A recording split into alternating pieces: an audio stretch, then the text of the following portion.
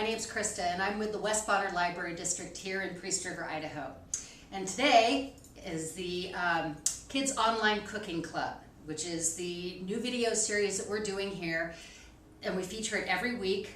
We post our videos on Mondays. And this is a cooking idea or simple recipe for kids of all ages. Younger kids all the way up through adults. So no matter what age you are, you're welcome to join us. And if you make any of our recipes that we feature on these videos, go ahead and post them on Facebook, on our Facebook page, in the comments below. We will be posting this, as I said, on Facebook, our YouTube channel, which is West Bonner Libraries, and also on our website, which is westbonnerlily.org.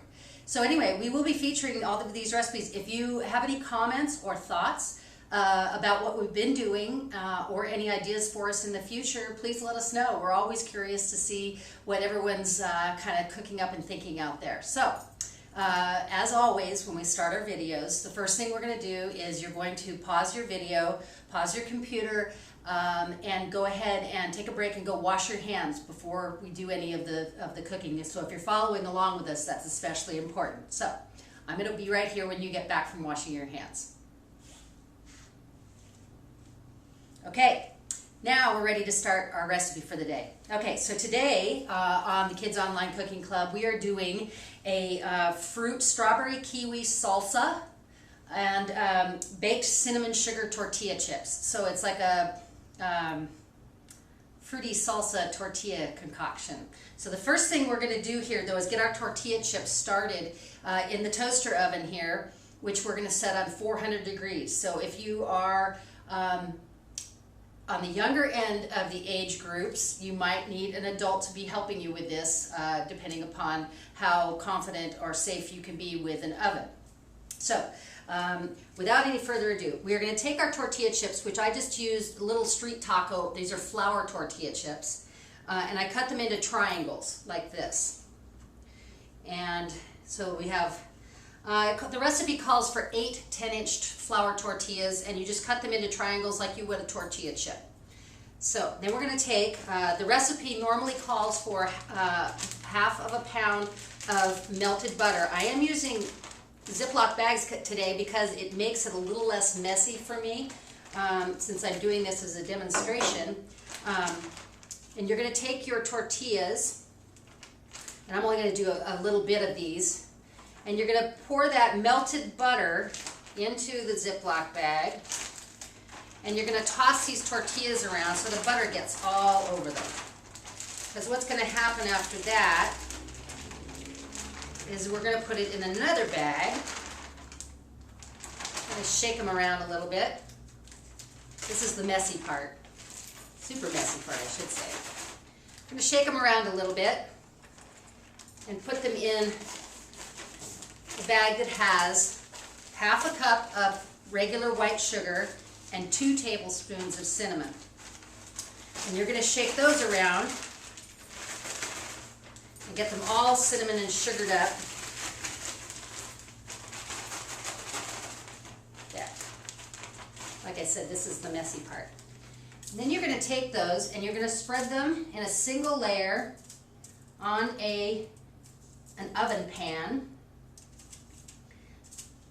Or you could also use a wire rack on your oven pan. I did it on an oven pan earlier like this. And then I flipped them. So keep a very close eye on them. And those should go in for 8 to 10 minutes on a 400 degree oven. So we're going to place that in the oven for right now, and we're going to start it. Okay. So that oven is now going. So your tortilla chips, while they are cooking, is when you're going to make your salsa. And the salsa is not a tomato salsa like you have, with Mexican food and use on nachos and things like that. This is a fruit salsa.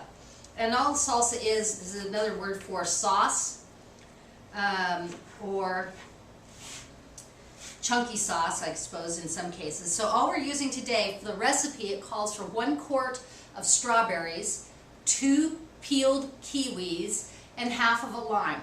And the lime helps keep the discoloration. It keeps the fruit from turning colors. So first thing we're going to do is we're going to chop up our strawberries into small pieces. And if you're, like I said, on the younger end of the age range, you might, depending upon your knife skills, you may need a little bit of help. Just dicing things into small dices. This is about the size I'm doing. I'm just kind of cutting them into little pieces.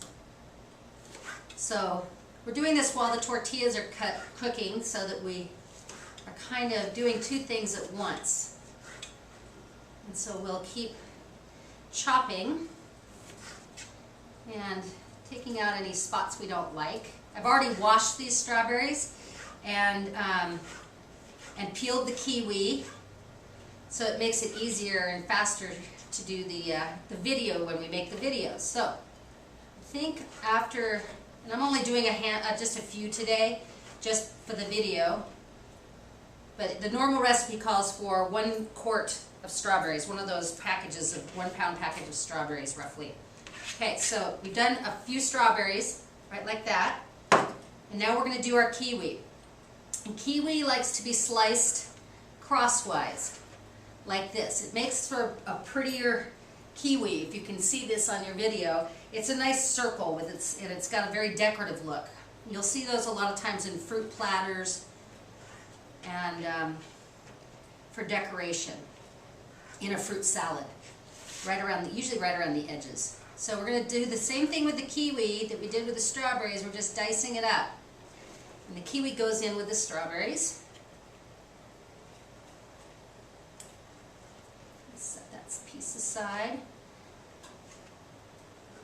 And get them all about the same size.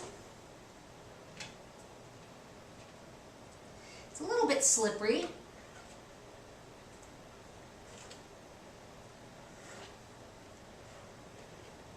But this is a really good, like with a lot of our recipes, this is a really good recipe to do for a party because it's just different and fun.